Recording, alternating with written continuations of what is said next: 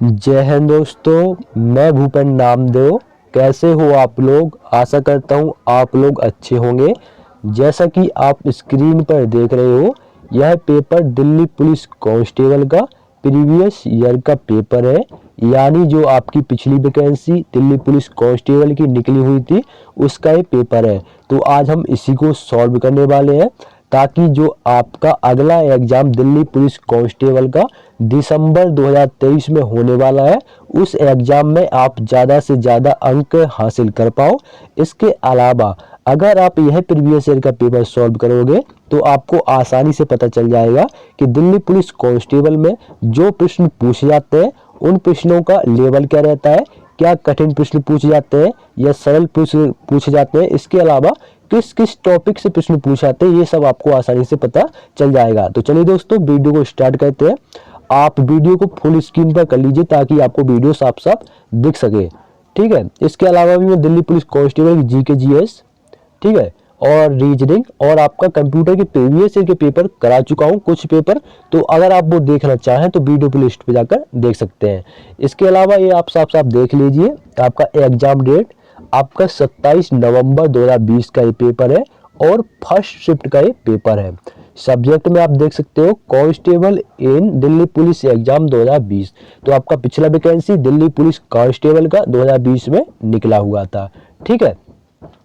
तो इसका exam pattern भी मैं आपको बता देता हूँ, क्योंकि जो आपके न्यू कैंडिडेट है उनको नहीं पता होगा। तो दोस्तों, इसमें आपका 50 अंक का जीके जीएस, 15 अंक का मैथ, 10 अंक का कंप्यूटर और आपका 25 अंक का रीजनिंग पूछा जाता है। तो जीके जीएस, रीजनिंग और कंप्यूटर के प्रीवियस ईयर के पेपर आप मेरे चैनल पर देख सकते हैं। अगर आप एसएससी जीडी की तैयारी कर रहे हैं तो भी आप उसके पेपर भी देख सकते हैं, क्योंकि एसएससी जीडी की भी सॉल्व कराया हूँ 2018 के, 2021 के और आपका 2022 के। तो आप देख सकते हो। तो देखिए दोस्तों, आपका पहला प्रश्न, निम्नलिखित में से कौन सा शिलालेख सुदर्शन झील नामक झील का पुनर्द्वार कार्य किए जाने का वर्णन करता है? तो कौन सा है? वो है आपका रुद्र दमन का जूनागढ़ शिलालेख। कौन सा शिलालेख है? रुद्र दमन का जूनागढ़ शिलालेख। तो ऑप्शन 1 बिल्कुल आपका सही होगा। अगला प्रश्न देखिए, क्योंकि ये बेसिकली आपका आंसर की है। ठीक है। तो इसमें आपका जो राइट आंसर होगा वो पहले से ही इसमें हाईलाइट हो रखा है। ठीक है। तो अगला प्रश्न देखिए, उससे पहले मैं जितना भी प्रीवियस ईयर का पेपर कराया हूँ उसका बता देता हूँ। तो दोस्तों, इसमें आपका मिनिमम 10 अंक का इसमें करंट अफेयर्स पूछा गया है, और आपका जो नदी हो गए, सहायक नदी हो गई, इसके अलावा आपके पर्वत शिखर हो गए, और इसके अलावा भी आपके जो पर्व हो गए, त्योहार हो गए, जनजाति हो गई, शास्त्रीय नृत्य हो गए, यहाँ से जो आपके प्रश्न पूछे जा रहे हैं। और बैंक से भी आपके 2-3 प्रश्न देखने को मिल जाएंगे, और पुस्तक से आपका कि ये पुस्तक किसकी, इससे आपके 1-2 प्रश्न देखने को मिलेंगे। ठीक है। इसके अलावा पॉलिटी के आपके अनुच्छेद जो आर्टिकल होते हैं वहां से आपके 3-4 प्रश्न देखने को 100% मिलेंगे। तो आपको ये अच्छे से पढ़ लेने हैं। तो बढ़ते हैं अगले प्रश्न की ओर। सिविल के संक्षिप्त नाम से सिविल के संक्षिप्त नाम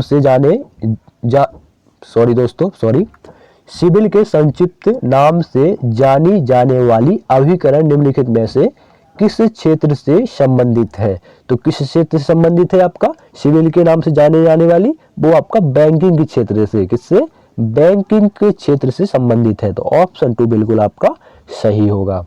बढ़ते हैं अगले प्रश्न की ओर। निम्नलिखित में से कौन सी रबी की एक फसल नहीं है? तो आपका चना, सरसों और जौ, तबकि आपका गेहूं भी आपकी रबी की फसल कहलाती है। और जो आपकी रबी की फसल नहीं है वो है आपकी कपास की फसल। ठीक है। कपास की फसल आपका रबी की फसल नहीं है। इसके अलावा अगर प्रश्न में ये भी पूछ जाता है कि कपास के लिए उपयुक्त मृदा या मिट्टी कौन सी होती है, तो कपास के लिए सबसे उपयुक्त मृदा होती है काली मिट्टी। कौन सी? काली मृदा। ठीक है। बढ़ते हैं अगले प्रश्न की ओर। निम्नलिखित में से कौन सा जीव अपने शरीर के बाहर भोजन विखंडित करने के पश्चात उसे अवशोषित करता है? तो कौन सा ऐसा जीव है? तो वो है आपका राइजोपस। कौन सा जीव है? राइजोपस। ऑप्शन 3 आपका बिल्कुल सही होगा। राइजोपस एक ऐसा जीव है जो अपने शरीर के बाहर भोजन विखंडित करने के पश्चात उसे अवशोषित करता है। अगला देखिए, असहयोग आंदोलन के दौरान निम्नलिखित में से किस प्रांत में चोरा कांड गठित हुआ था? तो ये सभी लोग जानते हैं। तो कौन सा प्रांत था? वो है आपका संयुक्त प्रांत। कौन सा प्रांत था? संयुक्त प्रांत। तो ऑप्शन 4 बिल्कुल आपका सही होगा। अगला देखिए, भारत में निम्नलिखित में से किस फसल की कृषि लगभग विशिष्ट रूप से दक्षिणी राज्यों में केंद्रित है? तो कौन सी है? वो है आपकी कॉफी। कौन सी है? कॉफी। ठीक है ना, ये आपका दक्षिणी राज्यों में होती है, जैसे कि आपका कर्नाटका। ठीक है ना, कर्नाटका में जो कॉफी है आपकी बहुत अधिक होती है। तो ऑप्शन 1 बिल्कुल आपका सही होगा। सही होगा, कर्नाटका हो गया, केरल होगा, तो ये आपके दक्षिणी राज्यों के अंतर्गत आते हैं। अगला देखिए, आपका पॉलिटी से, आर्टिकल से, क्योंकि मैं बोला अनुच्छेद के आपके प्रश्न देखने को मिलेंगे 3-4। तो भारत के संविधान का निम्नलिखित में से कौन सा अनुच्छेद यह घोषणा करता है कि सर्वोच्च न्यायालय एक अभिलेख न्यायालय होगा? तो कौन सा ऐसा अनुच्छेद है? तो आप देखेंगे अनुच्छेद 129 यह घोषणा करता है कि सर्वोच्च न्यायालय एक अभिलेख न्यायालय होगा। तो ऑप्शन 1 आपका आर्टिकल 129 बिल्कुल सही है। अगला देखिए, निम्नलिखित में से किस राज्य में इंद्रावती नदी पर चित्रकूट जलप्रपात स्थित है? तो किस राज्य में है? ये आपका छत्तीसगढ़ राज्य में। किस राज्य में? छत्तीसगढ़ राज्य में है। ठीक है ना। एक और आपका चित्रकूट जलप्रपात, चित्रकूट जो है आपका एक उत्तर प्रदेश में भी है। ठीक है ना, चित्रकूट धाम के नाम से आपने सुना होगा। ठीक है, और आपका मध्य प्रदेश में भी यही इसकी सीमा लगती है, तो आपको कंफ्यूज नहीं होना है। उसने चित्रकूट जलप्रपात पूछा है, तो ये आपका एक जलप्रपात है जिसका नाम चित्रकूट है। तो वो कहाँ पर स्थित है? वो आपका छत्तीसगढ़ में स्थित है। तो ऑप्शन 1 बिल्कुल सही है। अगला देखिए, केंद्रीय बजट 2020-21 के अनुसार डैश तक 1 लाख करोड़ मत्स्य यानी मछली उत्पाद निर्यात का लक्ष्य रखा गया है? तो कब तक रखा गया है? ये आपका 2024 से 25 तक रखा गया है, मतलब यहाँ तक आपका लक्ष्य पूरा होना चाहिए। तो ऑप्शन 4 आपका बिल्कुल सही है। अगला देखिए, मैग्नस कार्लसन डैश के एक अंतरराष्ट्रीय शतरंज के खिलाड़ी हैं? तो आपके जो मैग्नस कार्लसन है ये आपका नॉर्वे देश के एक अंतरराष्ट्रीय शतरंज खिलाड़ी है। किस देश के? नॉर्वे देश के। तो ऑप्शन 1 आपका बिल्कुल सही होगा। अगला देखिए, निम्नलिखित में से किस राज्य में दैमाबाद नामक ताम्र पाषाणकालीन संस्कृति स्थित है? तो कहाँ पर है? ये आपका महाराष्ट्र में स्थित है। कहाँ पर? महाराष्ट्र में। ऑप्शन 1 आपका बिल्कुल सही होगा। अगला देखिए, निम्नलिखित में से किसके हृदय में 2 प्रकोष्ठ पाए जाते हैं? तो आपके 4 ऑप्शन दिए गए, इससे बताना है आपको किसमें आपका 2 प्रकोष्ठ पाए जाते हैं। तो स्कोलियोडोस के हृदय में 2 प्रकोष्ठ पाए जाते हैं। तो ऑप्शन 1 बिल्कुल सही होगा। अगला देखिए, लोटिया नामक गीतों का संबंध पारंपरिक रूप से निम्नलिखित में से किस राज्य से है? तो जो आपका लोटिया है वो आपका राजस्थान राज्य से संबंधित है। ठीक है, किस राज्य से? राजस्थान से। ठीक है, एक और आपका नृत्य है कालबेलिया। ठीक है ना, पर्व आपका कहाँ का? राजस्थान का ही, कालबेलिया। अगला देखिए, भारतीय राष्ट्रीय लेखाकरण प्रथाओं के अनुसार वास्तविक जीडीपी प्राप्त करने के लिए सांकेतिक सकल घरेलू उत्पाद में से निम्नलिखित में से किसके समायोजित किया जाता है? तो किसे समायोजित किया जाता है? तो ये मुद्रास्फीति को, किसको? मुद्रास्फीति को समायोजित किया जाता है। तो ऑप्शन 3 आपका बिल्कुल सही होगा। अगला देखेंगे, फुटबॉल खिलाड़ी चुन्नी गोस्वामी जिनका अप्रैल 2020 में निधन हो गया, वे राष्ट्रीय स्तर के भूतपूर्व डैश भी थे। क्या थे? भूतपूर्व क्रिकेट खिलाड़ी भी थे। क्या थे? क्रिकेट खिलाड़ी। तो ऑप्शन 3 आपका बिल्कुल सही होगा। अगला देखिए, साहित्य अकादमी पुरस्कार विजेता और लेखक देवेश रॉय जिनका मई 2020 में निधन हो गया, वे डैश भाषा में अपनी कृतियों के लिए जाने जाते थे। तो कौन सी भाषा में अपनी कृतियां देते थे? तो वो बंगाली भाषाओं में अपनी कृतियों के लिए जाने जाते थे। ठीक है, तो ऑप्शन 4 आपका बंगाली भाषा। अगला देखिए, पीएम स्वनिधि नामक योजना के लिए लक्षित समूह निम्नलिखित में से कौन सा है? तो कौन सा है? वो है आपका रेहड़ी वाले। क्या है? रेहड़ी वाले। रेहड़ी वालों को ये आपका पीएम स्वनिधि नामक योजना का लाभ मिलेगा। ठीक है ना, ऑप्शन 2 बिल्कुल सही है। अगला देखिए, भारतीय अर्थव्यवस्था में नकदी का प्रावधान निम्नलिखित में से किसके द्वारा किया जाता है? तो किसके द्वारा किया जाता है? तो ये भारतीय रिजर्व बैंक के द्वारा किया जाता है।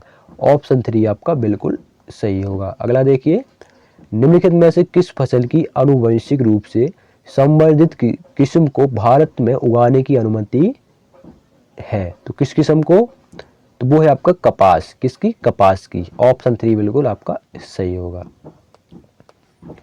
अगला देखिए, भारत की संविधान के निम्नलिखित में से किस अनुच्छेद में यह उल्लेख किया गया है कि राज्य ग्राम पंचायतों को संगठित करने के लिए कदम उठाएंगे। तो कौन सा अनुच्छेद है, वो है आपका अनुच्छेद 40। कौन सा, अनुच्छेद 40, आर्टिकल 40।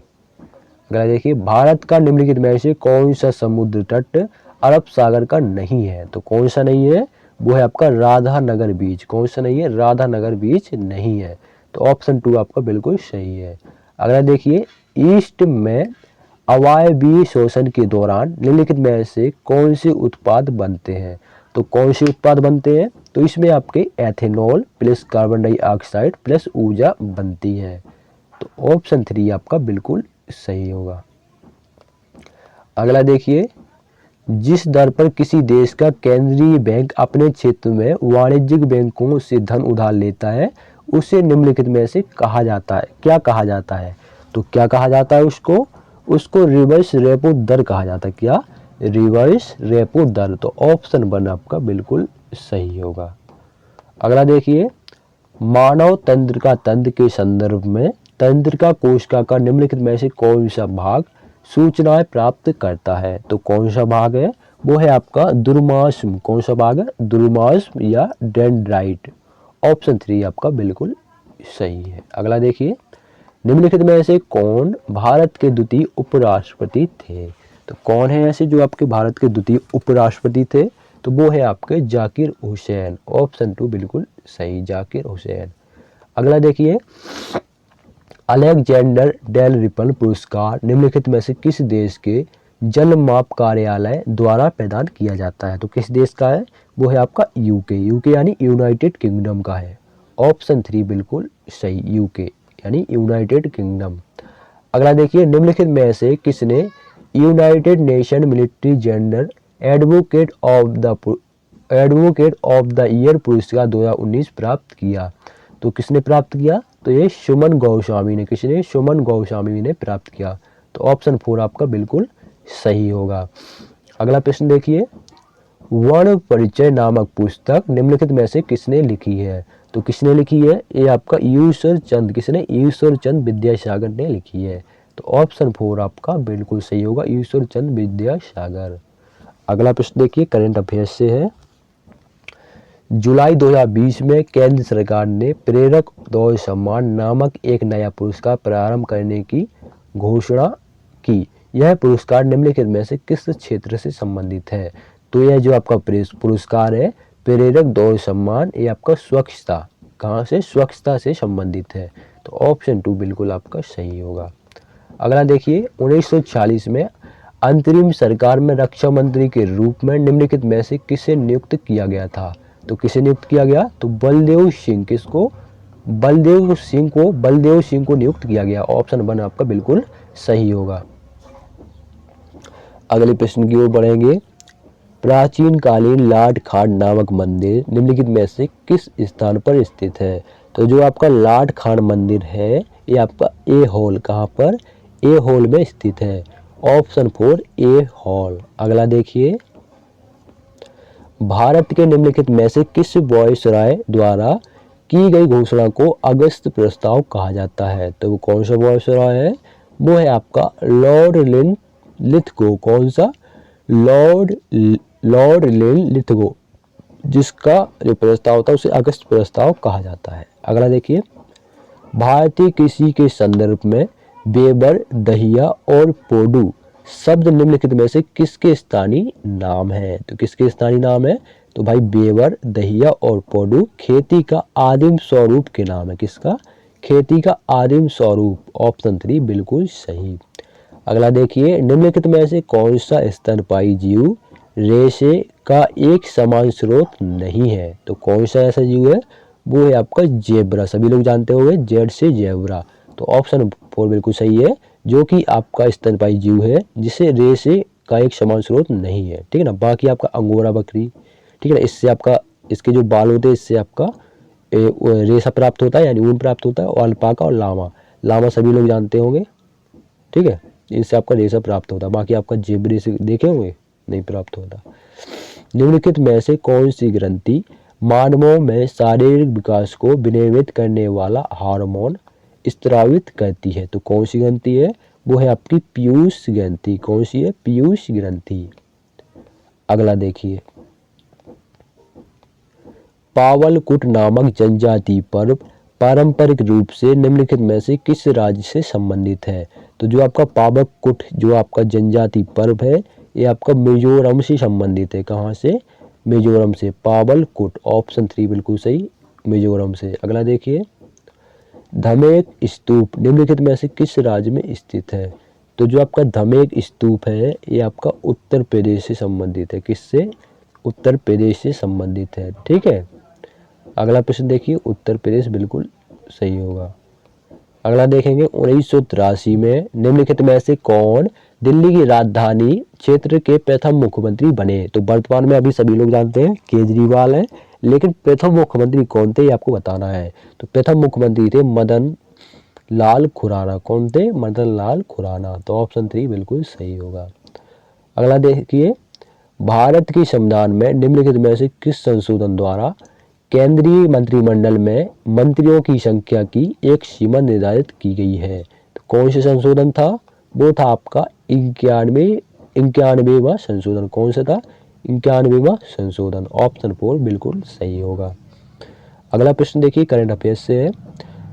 सितंबर 2020 में जारी मोडीज पूर्वानुमान के अनुसार वित्तीय वर्ष 2021-22 के दौरान भारतीय अर्थव्यवस्था की वृद्धि दर डैश रहेगी? तो कितनी रहेगी?